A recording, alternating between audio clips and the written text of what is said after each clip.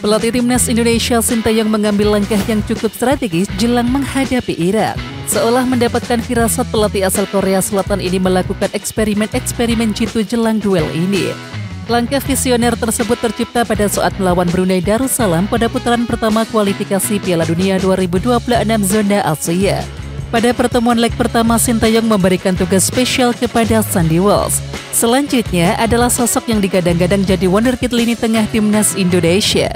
Arkan Fikri yang menjalani debut di leg kedua melawan Brunei Darussalam tampil kokoh saat dipercaya tampil selama 17 menit di lapangan. Pemain asal Arema FC ini menjadi salah satu nama yang merupakan hasil didikan Sintayong sejak lama. Selain Sandy Walsh dan juga Arkan Fikri, Sintayong juga memberikan tempat kembali pada Ricky Kambuaya di lini tengah. Setelah sempat tersingkir, dia sukses membuktikan diri dan juga bermain apik saat melawan Brunei Darussalam. Pelatih Timnas Indonesia Sintayong membawa 3 pemain jebolan Timnas U20 Indonesia ke Timnas Senior. Mereka adalah Arkan Fikri, Hoki Caraka, dan juga Rafael Strike. Pemilihan 3 pemain ini tentu berdasarkan pemikiran matang dari sang pelatih. Menariknya, Arkan Fikri, Hoki Caraka, dan juga Rafael Strike memiliki kesamaan dalam perjalanannya ke Timnas Senior. 3 pemain ini sama-sama mendapatkan didikan keras Sintayong di Timnas U20 Indonesia. Mereka melakoni pemusatan latihan atau tisi keras ciri khas pelatih asal Korea Selatan tersebut saat mempersiapkan diri untuk berlaga di Piala Dunia U20 2023. Bukan tidak mungkin 3 pemain muda pilihan Sintayong akan kembali dibawa ke turnamen selanjutnya. Sintayong saat ini beruntung karena pemain-pemain skuad Garuda sudah mulai menunjukkan kualitasnya. Salah satu nama yang mencuri perhatian adalah Sadil Ramdhani. Sintayong sebenarnya sudah menyadari potensi Sadil sejak tahun lalu. Namun baru akhir-akhir ini Sadil versi Sabah FC bisa ditunjukkan di Timnas. Peran Sadil yang sempat kesulitan pernah disorot oleh pandit asal Malaysia Kis Sundaresan. Dia menilai bahwa Sadil Ramdhani tidak mendapatkan kebebasan ruang saat di skuad Garuda daripada saat bersama Sabah FC. Kis memiliki pandangan bahwa Sadil bisa saja ditempatkan oleh Sintayong di mana saja. Namun, instruksi utamanya adalah membuat Sadil bebas bergerak, bahkan menjadi second striker. Bersama Sabah, taktik ini cukup jitu dan menghasilkan catatan yang cukup memukau dalam beberapa musim yang lalu. Pelatih PSIS Semarang Gilbert Agius semeringah karena Wahyu Prasetyo mendapatkan panggilan ke Timnas Indonesia besutan Sintayong. Menurut Gilbert Agius, Wahyu Prasetyo sangat pantas dipanggil ke skuad Garuda. Dia berharap pemain berusia 25 tahun tersebut dapat memaksimalkan kesempatan tersebut. Saya bangga dan saya senang. Saya berharap Hock bisa memberikan permainan yang bagus untuk Timnas Indonesia, sambung mantan pelatih Malta itu. Sementara itu, sejauh ini Wahyu Prasetyo selalu menjadi andalan di lini belakang PSIS Semarang dengan total 18 kali penampilan. Terbaru, Wahyu Prasetyo memperkuat PSIS Semarang saat menantang Bayangkara FC pada pekan ke-18 Liga 1 dengan skor akhir 1-1. Dendi Sulistiawan masuk dalam daftar 27 pemain yang dipanggil ke Timnas Indonesia. Bagi Dendi Sulistiawan, tidak ada rahasia khusus soal konsistensi pemanggilan Timnas Indonesia. Menurut Dendi Sulistiawan, terus mendapatkan kepercayaan Sintayong berkat kerja keras yang dilaluinya, baik saat tampil di Timnas Indonesia maupun bersama klub. Sejak FIFA Matchday September 2022, Dendi Sulistiawan tidak pernah absen membela Timnas Indonesia. Kuncinya, mungkin semua pemain melakukan yang diinginkan Coach Shin, tutur mantan pemain Persela Lamongan tersebut. Setiap diberi kesempatan di klub, saya bekerja keras sehingga terus mendapat panggilan. Saya sendiri terima kasih ke jajaran pelatih, ujar Dendi Sulistiawan. Filipina bakal melakoni 2 laga kandang bulan ini, yakni pada tanggal 16 November saat jumpa Vietnam dan 21 November saat jumpa Timnas Indonesia. Meskipun begitu, Filipina mengalami persoalan serius jelang 2 laga kandang bulan ini. Filipina mengalami krisis dukungan dari supporter sendiri. Federasi Sepak Bola Filipina atau PFF pun angkat bicara soal ini. Menurut pihaknya, menurunnya jumlah penonton disebabkan karena hasil pertandingan Filipina dalam beberapa tahun terakhir, yakni tidak terlalu menggembirakan baik di level Asia maupun ASEAN. Di samping itu, meski performa masih jeblok, Filipina masih memiliki peringkat di atas Timnas Indonesia. Filipina pun mulai tampil garang akhir-akhir ini. Kebangkitan The Azteks baru terasa pada bulan Juni 2023. Terhitung, Filipina sukses mengantongi 3 kemenangan, sekali imbang dan 2 kali kalah. Dan hasil ini cukup untuk membuat Timnas Indonesia waspada. Pelatih Timnas Irak Jesus Casas mendapatkan saran agar memainkan 5 pemain bertahan guna mengantisipasi kecepatan lawan-lawan di kualifikasi Piala Dunia 2026 termasuk Timnas Indonesia.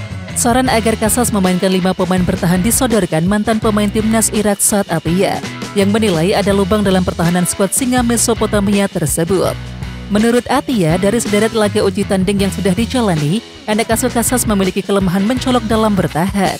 Garis pertahanan adalah masalah besar dan Casas bisa bermain dengan 5 pemain bertahan untuk mengatasi kelambatan dan kesenjangan melawan tim-tim Asia Timur, ujarnya. Rekan Sintayong atau asisten pelatih Timnas Indonesia Nova Arianto mengungkapkan alasan akhirnya tak membawa Marcelino Ferdinand dan juga Yves Jenner untuk melawan Irak dan Filipina.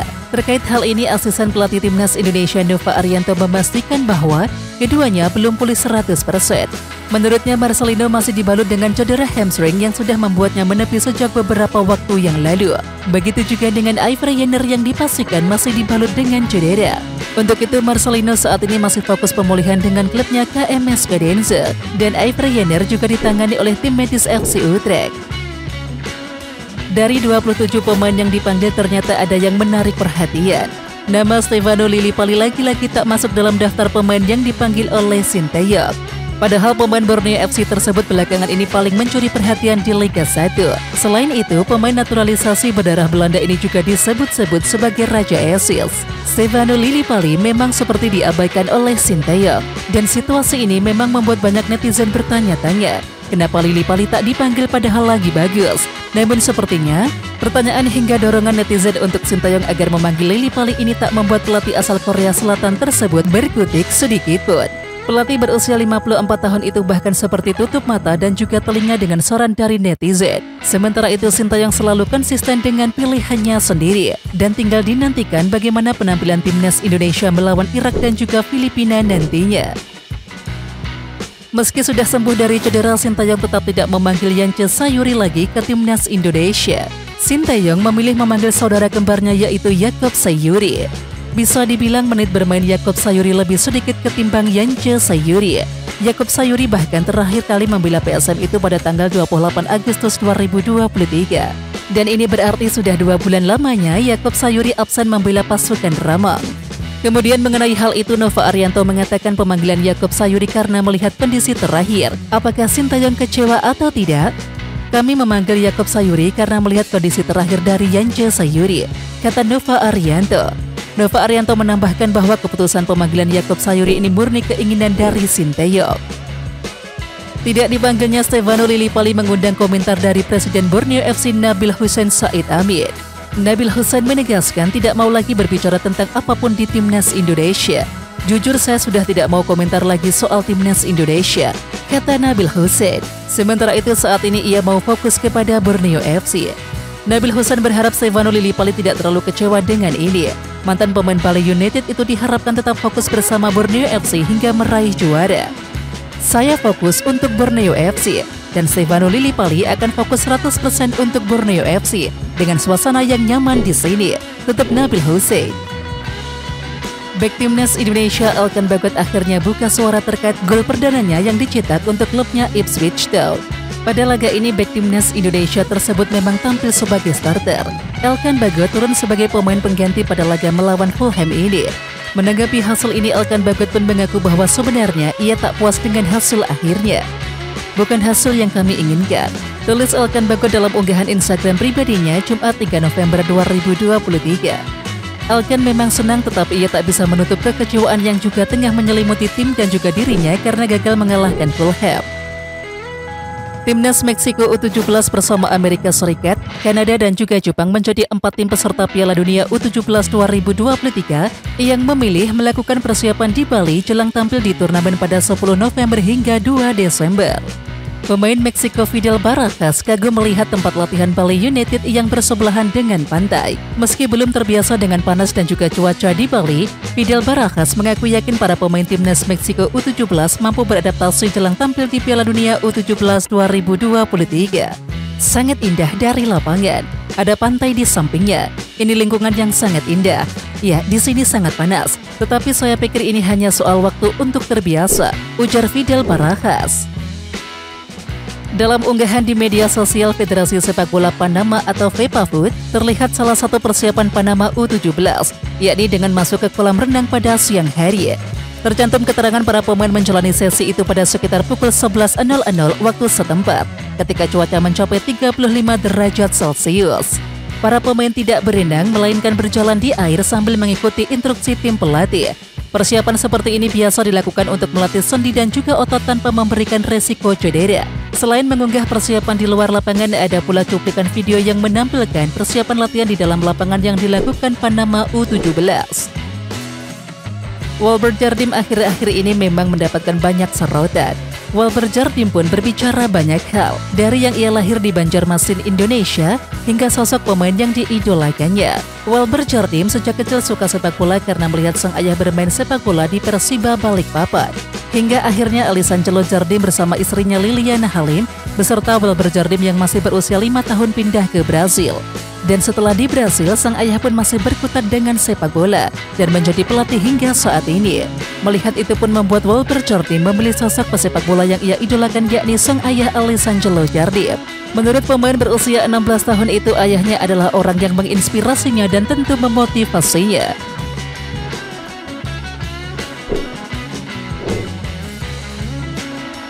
Oke Timnas Lovers, siapa kita? Kita Indonesia. Ayo kita dukung terus sepak bola tanah air Indonesia. Jangan lupa dukung terus Garuda Raya Channel dengan subscribe, like, dan komen karena saran dan kritik kalian sangat bermanfaat untuk perkembangan channel ini. Tungguin video selanjutnya dari Garuda Raya Channel. Salam olahraga.